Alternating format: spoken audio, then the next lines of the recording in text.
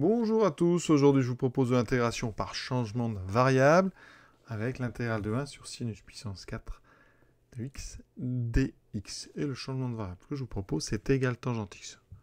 Pourquoi ce changement? Eh bien, on est encore ici, on en a déjà parlé, sur ce qu'on appelle les règles de pioche. Il faut considérer l'intégrante, c'est-à-dire cette expression oméga x qui est 1 sur sinus puissance 4 de x dx. Et regardez, ainsi, elle est invariante par un changement moins x, pi moins x ou pi plus x. Alors, si vous remplacez x par moins x, ben vous voyez bien que oméga de moins x, le sinus puissance 4 ne changera pas. Par contre, le dx, ça fera moins dx. Donc ici, ça, il n'y a donc pas, il n'y a pas invariance. Donc, ce n'est pas la règle numéro 1. La règle numéro pour le changement, donc pi moins x, eh bien, il va se passer la même chose. Il y a un moins qui va apparaître à cause du d de pi moins x. Donc, ça fera bien moins oméga de x. D'accord, vous avez bien compris que d de pi moins x, c'est en fait moins dx. Ici, eh bien, on essaye pi plus x. Et il se trouve que là, le sinus puissance 4, eh bien, ça n'a pas changé parce que sinus pi plus x, c'est moins sinus x, mais la puissance 4, le moins disparaît. Et vous aurez d de pi plus x, donc dx. Et donc, on retrouve oméga x. Donc, on a bien invariance par le changement en pi plus x. Donc, c'est la règle 3 ici. On fait donc un changement en tangente x.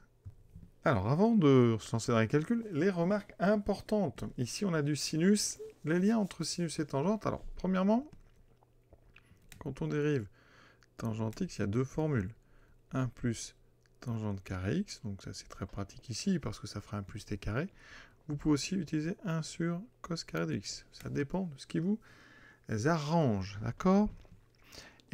Et il y a aussi une formule intéressante sur le sinus et la tangente. Sinus carré de x. Alors je vais vous montrer, regardez. C'est sinus carré sur cos carré. Donc là je fais apparaître une tangente, fois cos carré de x. Donc d'après ce que je viens de dire. Alors le sinus carré sur cos carré, ça c'est évidemment une tangente carré de x. Mais cos carré, c'est l'inverse de 1 plus tangente carré. Donc ici, eh bien ça, je multiplie par 1 sur 1 plus tangente carré de x. Donc, chose intéressante, c'est que cos carré de x, c'est 1 sur 1 plus tangente carré de x, mais sinus carré de x, eh bien, c'est tangente carré de x sur 1 plus tangente carré de x. Donc ça, c'est des formules qui peuvent être vraiment très intéressantes dans ce genre de situation. D'accord? Et on va les utiliser aujourd'hui.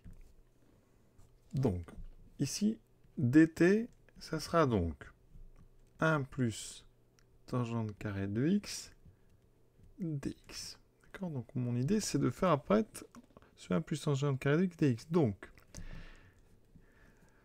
on va utiliser ici la formule. Alors, dans sinus puissance 4, j'ai sinus carré et j'ai donc c'est sinus carré au carré. D'accord? On va découper ça comme ça. Voilà. Donc je vais utiliser la formule ici, mais au carré. Donc comme le sinus est dessous, on va l'inverser. Ça fera donc 1 plus tangente carré de x sur tangente carré de x au carré dx. Vous voyez, il faut quand même pas mal d'habitude. Donc, j'ai 1 plus tangente carré de x en haut. Bon, il est au carré, donc je vais n'en garder qu'un. Donc je vais faire ceci. Voilà. Fois 1 plus tangente carré de x. Celui-là, je vais le mettre avec dx. Et j'aurai ici, donc, tangente carré de x au carré. Donc tangente puissance 4 de x. Et on a tout ce qu'il faut. Vous avez remarqué ici que j'ai réussi à faire apparaître dt. Donc, j'ai l'intégrale de 1 plus, alors ici, t égale tangente x. Donc, j'ai 1 plus t carré sur t4 multiplié par dt. Vous voyez, d'un seul coup, comment c'est simple. C'est-à-dire qu'ici, j'ai l'intégrale de 1 sur t4 plus t2 sur t4, donc plus 1 sur t2 dt. Maintenant, on passe à la partie donc primitive. Alors, on aura donc 1 sur t4 primitive, c'est donc du 1 sur t3, mais quand je dérive 1 sur t3, j'ai moins 3 sur t4, donc j'ai un moins 3 en trop, donc ça, c'est moins 1 tiers de t3, et ici, dérivée, le primitif de 1 sur t2, c'est moins 1 sur t. Donc là, j'ai moins 1 sur t. Ensuite, eh bien, je vais faire apparaître donc, la fameuse constante, moins 1 tiers de t cube, moins 1 sur t, plus une constante ici, donc réelle. Et on rebascule sur x, donc j'ai moins 1 tiers de tangente cube de x, moins 1 sur tangente x, plus une constante. Et voilà, en fait, l'écriture des primitifs de 1 sur sinus puissance 4 de x. Vous voyez bien, un tangente x ne peut pas faire 0, tout comme le sinus du départ. Encore une fois, c'est un bel exercice. Je vous souhaite une bonne fin de journée à tous et à bientôt.